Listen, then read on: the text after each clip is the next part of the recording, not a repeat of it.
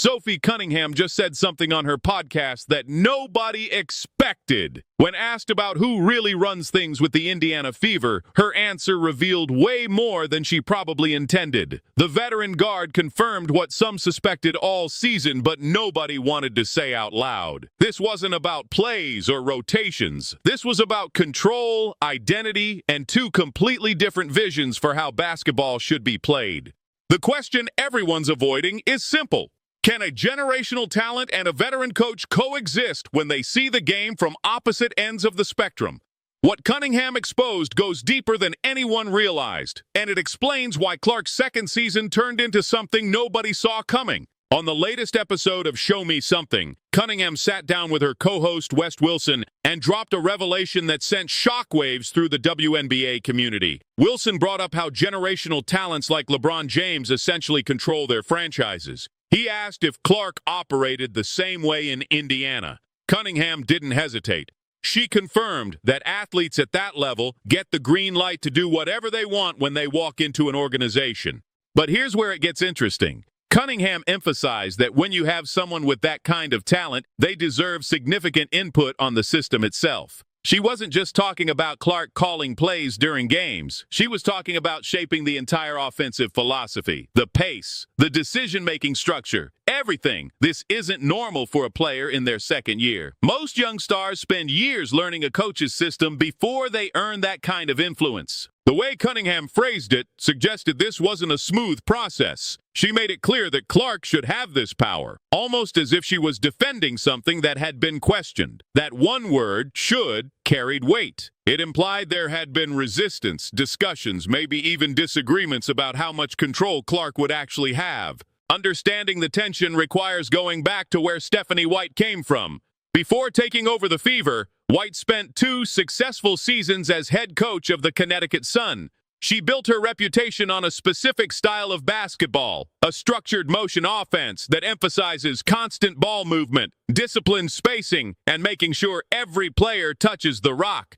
It's a beautiful system when executed properly, but it requires players who excel without the ball in their hands. White's approach is all about the collective. Set screens, cut hard, move the defense, find the open player. It's methodical, it's team-oriented, and it's designed to create high-percentage shots through precision rather than individual brilliance. Players like Alyssa Thomas and DeWanna Bonner thrived in this system because they're elite at moving without the ball and making quick decisions. Now contrast that with Caitlin Clark's entire basketball identity. She built her game at Iowa around a completely different philosophy. Clark operates best in a read-and-react system where she controls the tempo with the ball in her hands. She surveys the defense in real time, breaks down opponents off the dribble, and creates opportunities through her vision and creativity. It's improvisational, it's fast, and it relies on giving one player the freedom to make split-second decisions. Clark didn't just prefer this style. She chose Iowa specifically because of it. She thrived in an environment where she had ultimate control over pace and decision-making. Her entire skill set, everything that made her a generational prospect, was developed in a system that gave her the keys and said, "Go create magic." The problem became obvious the moment White arrived in Indiana. You had a coach committed to her proven philosophy meeting a superstar whose greatest strengths existed outside that framework. Something had to give. Early in the season, Clark made a comment that seemed harmless at the time, but now looks like a warning shot. When discussing how the Fever could improve, she stated plainly that the team needed to do a better job getting her the ball in transition.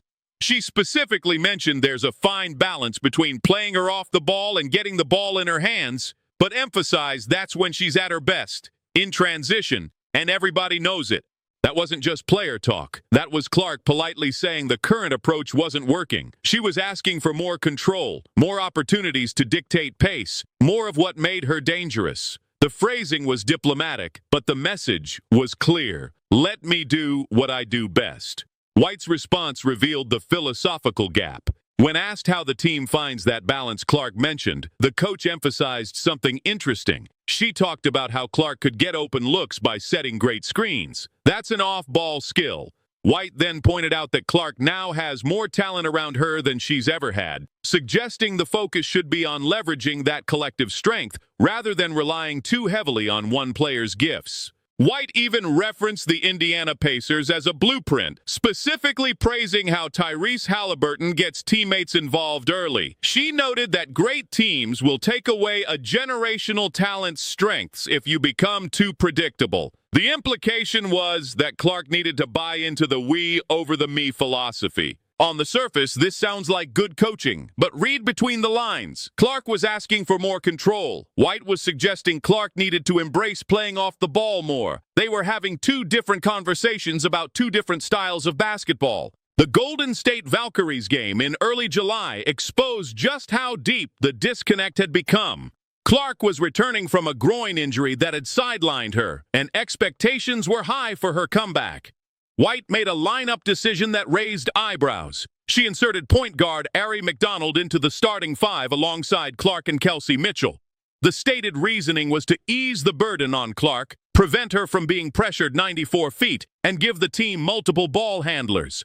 The result was a disaster. The Fever lost by 19 points, looking completely out of sync. Clark finished with just 10 points on rough shooting, but the stats only told part of the story.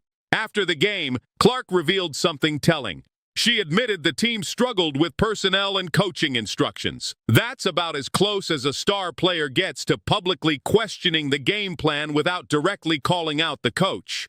White's response was even more revealing. She said the team's attention to detail was poor, then added something pointed. She wasn't sure if it was about not knowing the game plan or not executing it, but if it was the former, that would require a whole different conversation.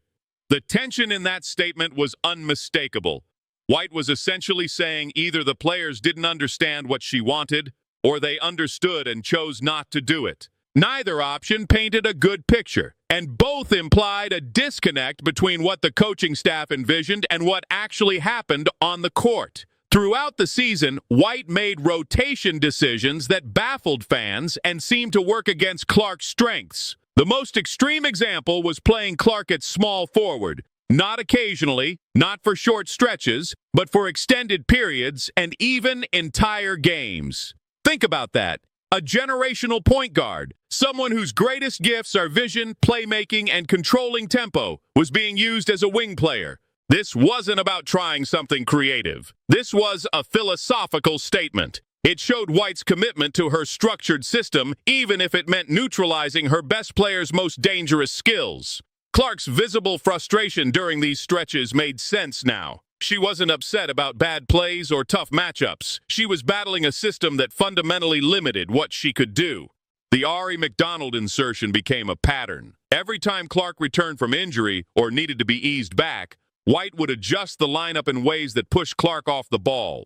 The intention was protective, but the execution killed the offense. The Fever looked stagnant, predictable, and nowhere near the dynamic unit they could be when Clark had control. Cunningham's podcast comments suddenly made more sense. When she said generational talents should have a lot to say about the system, she was speaking from experience. She'd watched this unfold all season. She'd seen the offense struggle when Clark was constrained and flourish when she was unleashed. Cunningham wasn't making a theoretical argument. She was describing what she'd witnessed firsthand. Then the injuries started piling up. Clark's groin issue, which first appeared during a game against Connecticut, kept flaring up. She'd return, show flashes, then have to sit again. The recurring nature of the injury raised questions. Was it just bad luck, or was there something about the workload, the system, or the preparation that contributed to the problem? White faced an impossible decision as the season wore on. Keep pushing for Clark to return and risk making the injury worse, or shut her down completely and prioritize long-term health over short-term playoff hopes. The coach chose the latter, announcing in early September that Clark wouldn't play again in 2025. Clark's frustration was obvious, even though she understood the reasoning. She'd put in enormous work to try and get back on the court, grinding through rehab and treatment. To have it end this way, without ever getting a chance to really find rhythm with this team and this system, had to be devastating. White's comments about the decision showed genuine care for her player. She emphasized that long-term health mattered more than anything else. that they needed Clark at 100% when she returned.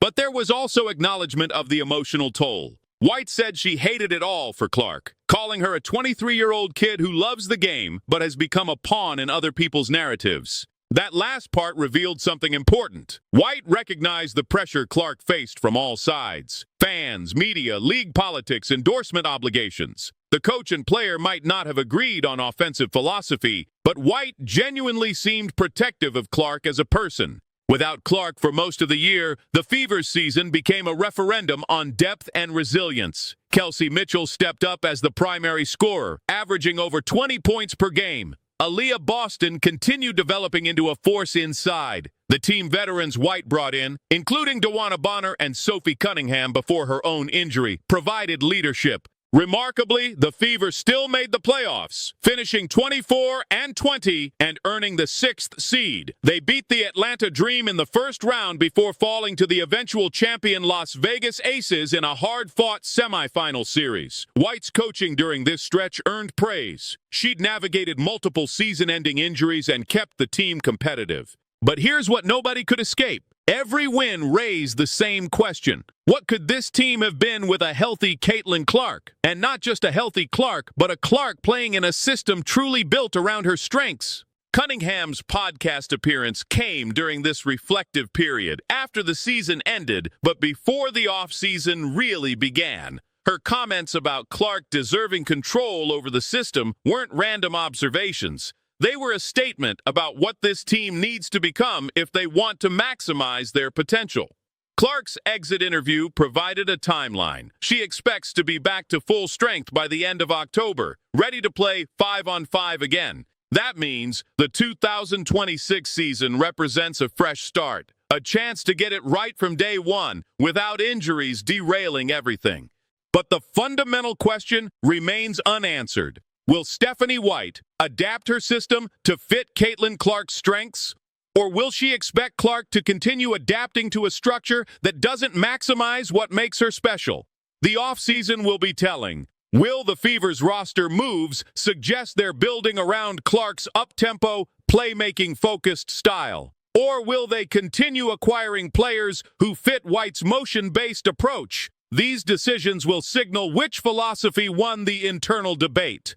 Cunningham's words hang in the air as a challenge to the organization.